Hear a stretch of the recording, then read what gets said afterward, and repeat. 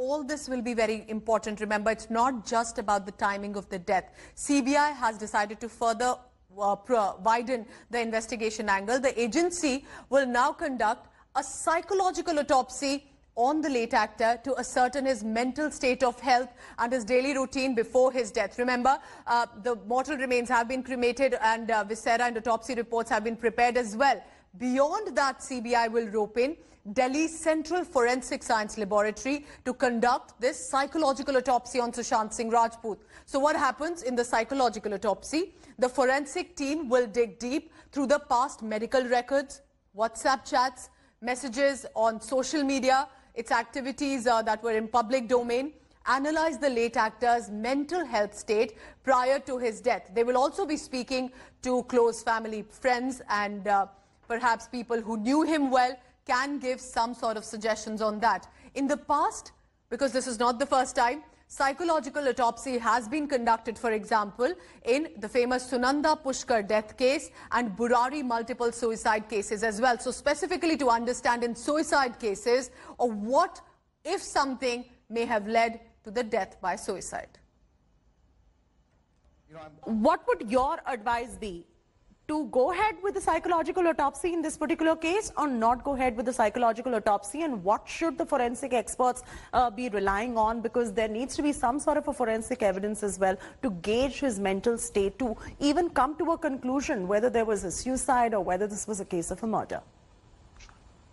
Well, look, I'm not privy to any of what is going on and what the evidence is. So I mean, you know, what I know is what I've heard on the news media. Really, I was neither involved in either treatment or in any kind of consultation with Mr. Rajput. So it's very difficult for me what to say. I believe that if there are forensic experts from the All India Institute involved, then one should trust their judgment and let them do what they are doing at the moment, and then see what they produce.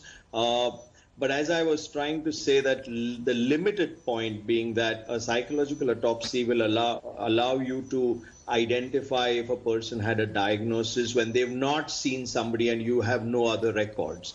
What is being described as psychological autopsy is not actually what clinicians would call a psychological autopsy, or what researchers would. They clearly want to try and understand his mental state on the day before or after. Now that's the kind of forensic investigation that investigating agencies and forensic experts will do.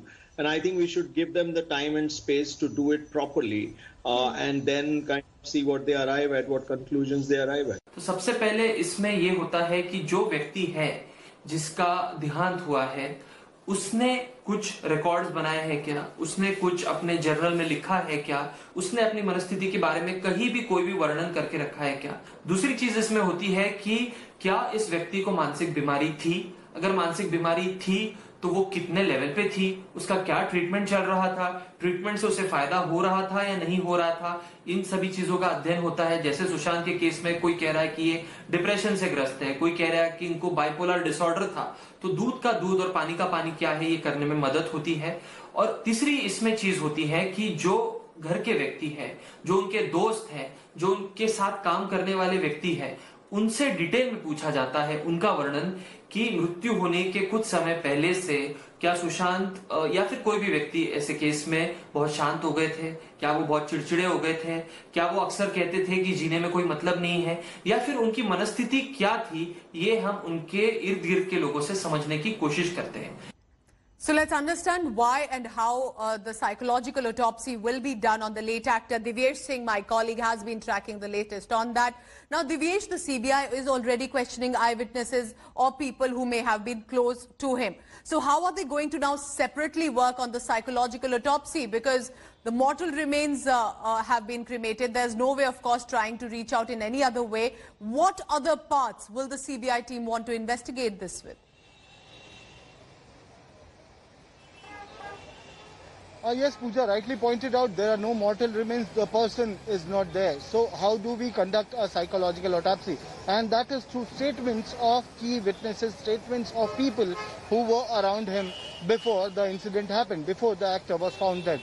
Their statements have to be recorded to learn or to take an idea on how the person's mood was. Was he silent? Did he look happy? Did he look depressed? What was his mood? What happened that day? To understand everything, and that is why psychological autopsy is done, to know his state of mind, the person who's died, what was his state of mind, to know what had happened. Remember, Mumbai police has said that this was a case of suicide. Cooper Hospital doctors who performed autopsy have given a detailed post-mortem report which says it was a suicide. Again, the viscera report also says that there's no foul play, there was no poison or there were no effluents in the body of Sushant Singh Rajput, and it was a suicide. And then now CBI has taken over the case. They are investigating each and every possible angle. Okay. And KK Singh has also raised doubts on the cause of death, and that is why the psychological autopsy is important at this stage of investigation, to understand what had actually happened, what did happen on 14th of June or on the evening of 13th of June, which led Sushant Singh Rajput to allegedly take this extreme step of killing himself or committing suicide. All right, so psychological autopsy trying to ascertain what could have led and if there is any evidence available. Thank you so much, Devyesh, for all the latest on that. Now, apart from that, remember, there's already a brewing controversy over the autopsy of the body that had been done. The special doctors team from All India Institute of Medical Sciences that has been constituted to probe into the late actor's death will also be examining and have already been examining the autopsy reports and will now submit the findings by Friday this week. A panel of 4 doctors, remember, is already going through the autopsy and viscera reports. These are scientific reports that were recorded after the death of the actor, including post-mortem. Yesterday, the CBI team shared few more details with doctors with CBI and also took some details from Cooper Hospital, where the post-mortem was conducted.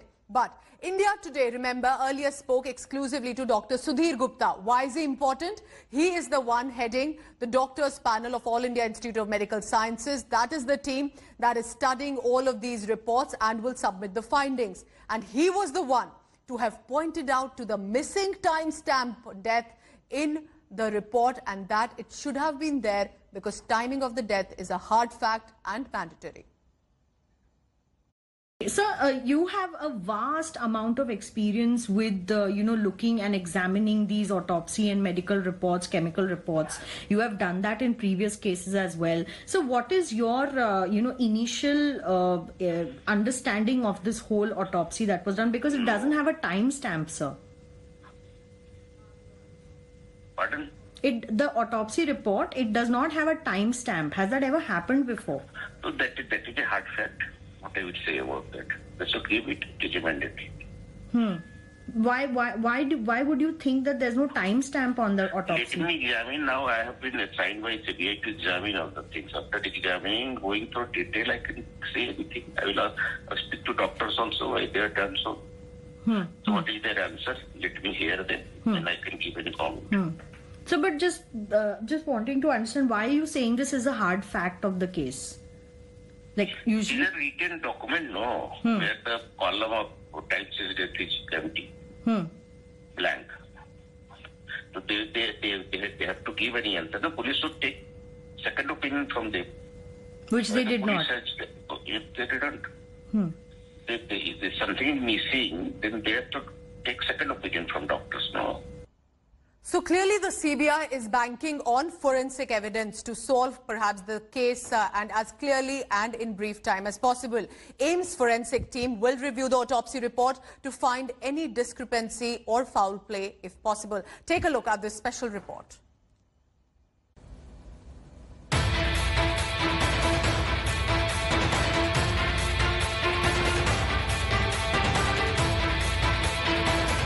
The CBI is probing every angle possible in the Sushant Singh Rajput death case. But the key to solving the case lies in the forensic evidence. While witnesses may stonewall the probe, forensic evidence is what the CBI is banking on. 80% of the viscera sent to the Kalina Forensic Lab has been used up in the probe. But experts say even the remaining 20% could throw up a new evidence. For now, the CBI has not taken over the viscera from Kalina Forensic Lab. If the AIIMS forensic team finds any discrepancies in the autopsy reports, the CBI will go for the re-examination of viscera. 2 months after the actor's death, there is little hope of recovering any fresh clue from his flat. The CBI has sent some medicine strips and cigarette butts that were recovered from Sushant's room for forensic examination. Agency sleuths on Monday had visited the Cooper Hospital and questioned doctors who carried out the autopsy. When the case reaches the court, the CBI will have to solely depend on these forensic evidence to prove its probe findings. With Arvind Ojha and Shams Tahir Khan in Mumbai, Bureau Report, India Today. Hello everyone, this is Rahul Kamal here. Hope you enjoyed this video. For the latest news and analysis, like and subscribe the India Today YouTube channel and don't forget to press the bell icon to stay updated.